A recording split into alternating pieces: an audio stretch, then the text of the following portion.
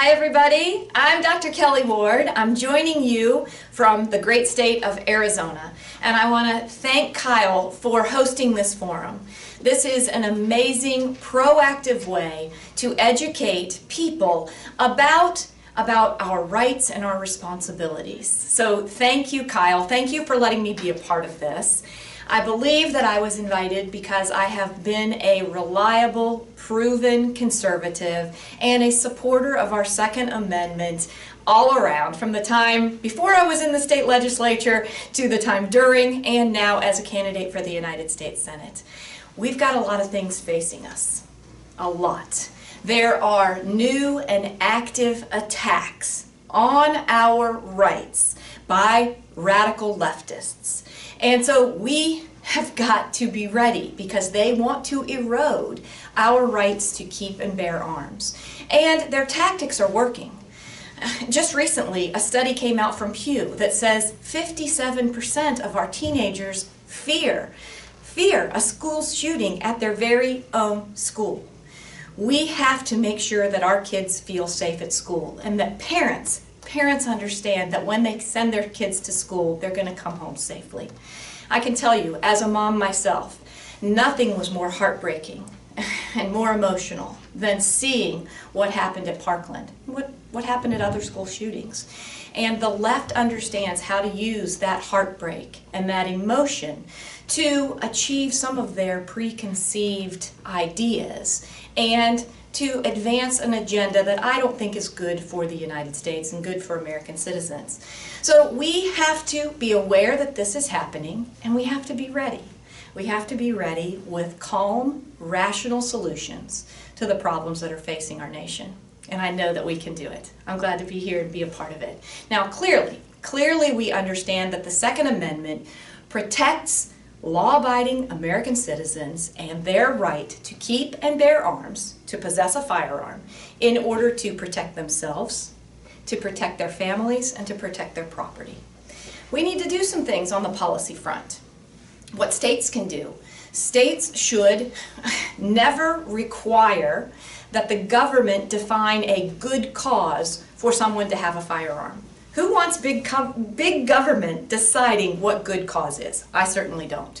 At the federal level, we should be working to advance a concealed carry reciprocity policy so that law-abiding gun owners who have a concealed carry permit in any state can transfer that across state lines and all around our country in the exact same way that we honor driver's licenses.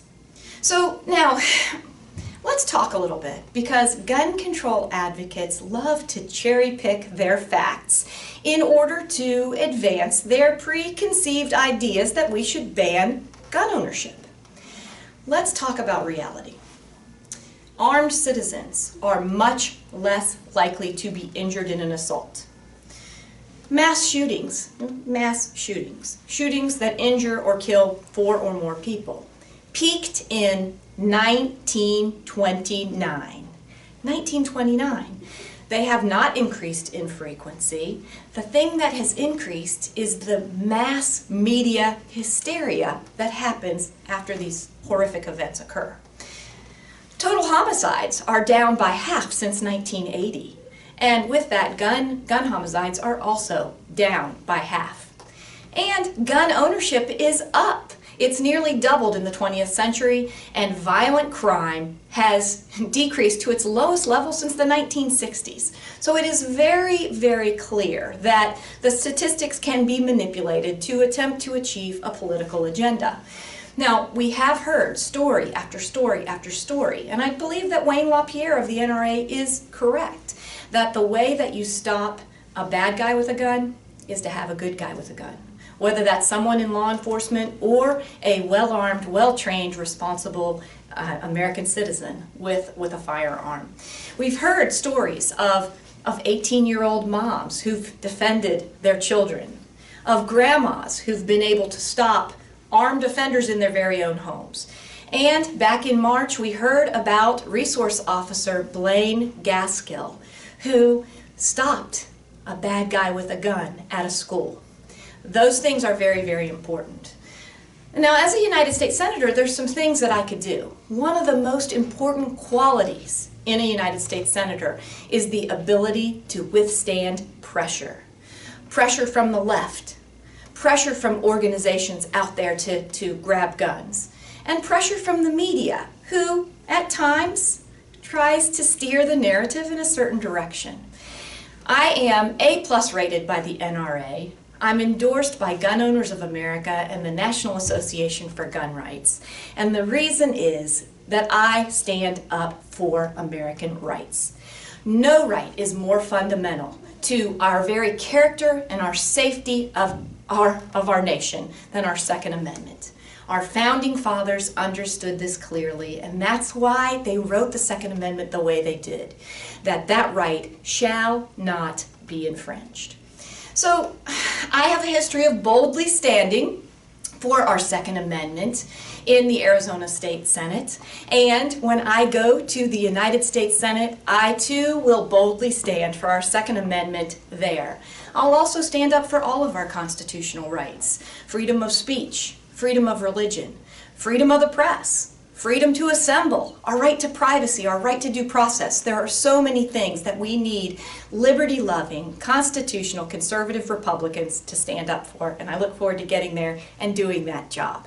Now let's talk a little bit, because one of the jobs of the Senate is also to confirm judges. And so we have to be selecting judges that will not legislate from the bench, and those that will not infringe upon our Second Amendment. President Trump has been reliable and straight on in appointing solid, conservative justices to the bench. And once I get to Washington, D.C., I will work diligently to confirm those types of judges so that we get the right judicial outcomes that are based upon constitutional decisions. Now, we do need to touch on the mentally ill and felons, because I support policies that are consistent with the Second Amendment to keep dangerous weapons out of the hands of the mentally ill. And I think every single person out there agrees with that. We also have got to protect the rights, the God-given right to protect yourself, to protect your family, and to protect your property that is assured by our United States Constitution to keep and bear arms. We've got to do both of those things in order to continue along the path of this country. Now, I support the NRA. I've always supported their mission, and their mission is to preserve the core of our American values and traditions in their steadfast effort to teach freedom. Who can argue with that? I want to teach our kids about freedom.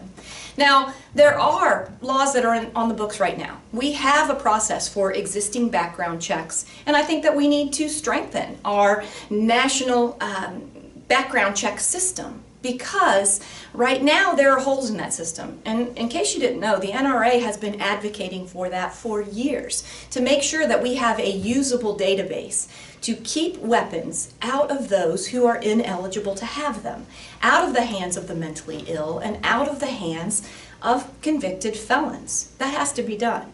I'll tell you, as a physician, I've taken care of many people with mental illness, and there is a huge gap in the care that we're able to provide. So we've got a lot of work to do, but with people like me in Washington, we'll be able to get the job done. Last but not least, we've got to touch a bit on our schools. Our schools should not be soft targets for monsters. That's what we've seen. They're gun-free zones. They're places where predators can creep in and wreak havoc.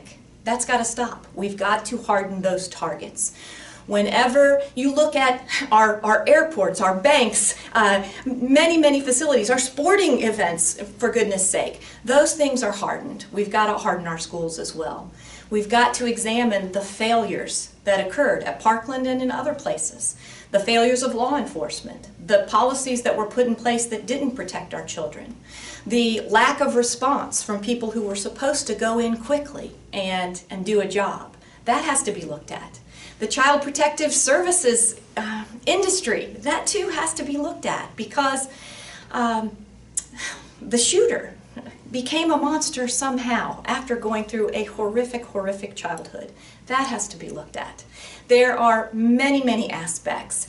And I do want to say that there's been some discussion about changing the age to possess a firearm, to own a firearm. I personally do not think that that's going to do anything to solve the dilemma of what's happening in our schools. We've got to allow American citizens of age to be able to exercise their God-given, constitutionally reassured rights. And so changing the age isn't going to do anything. What we need to do is we need to reconnect with each other. As we've gotten connected digitally, we've become disconnected with humanity. We've got to start to value life. We've got to get back together. We've got to start loving each other. And we've got to remember that our rights are coupled with responsibilities. And so thank you, Kyle, for having this amazing forum so that we can educate the people on what's going on. We can inform supporters across the board of maintaining rights and protecting our children and our society. And we can start moving this conversation in the right direction. Thanks again, and once more, I'm Dr. Kelli Ward. I'm running for the United States Senate here in Arizona. I look forward to serving not only the people of Arizona, but the people of our entire country. Because though only people in Arizona can vote for me, when I get to the United States Senate, I'll be voting for you. Thank you.